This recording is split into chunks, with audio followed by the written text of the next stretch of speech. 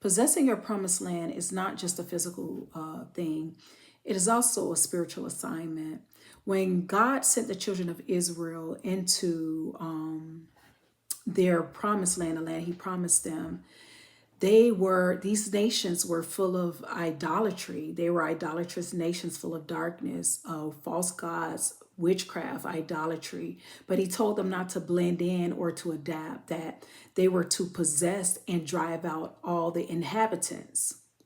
And so he wanted them to drive out everything that he never ordained to be there. And he told them, the Lord your God will drive out these nations before you little by little. Why little by little? Because the promise requires process. God knew that. The inheritance would also require warfare, and that territory, taking back that territory, required spiritual maturity. Spiritual maturity is understanding that we wrestle not against flesh and blood, and that the weapons of our warfare are not carnal, that they're spiritual. So God knew that these things, and so he told them little by little, because you don't step into the promised land without confronting what already occupies it. Sometimes God sends you into environments that look chaotic, messy, dark, or hostile. And it's not because you belong there, but it's because of your light, your anointing, your obedience, and your faith. These are the things that God will use to shift the atmosphere and reclaim that territory back to him.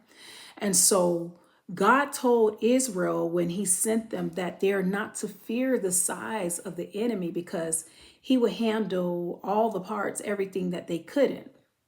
And so in Deuteronomy 7:21, it says, do not be terrified by them, for the Lord your God who is among you is a great and awesome God.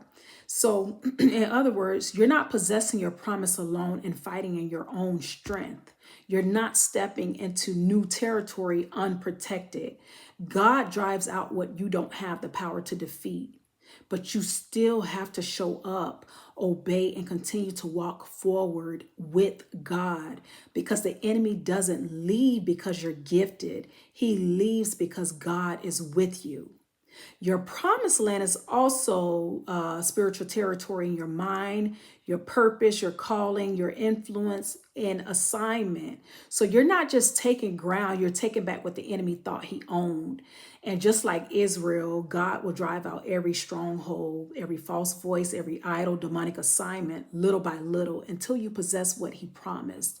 So I encourage you to hold on to this, because the land is yours, but the battle is the Lord's. So step in, stand firm, move when he says move, because God is clearing the way for you to possess your promised land spiritually and in the natural.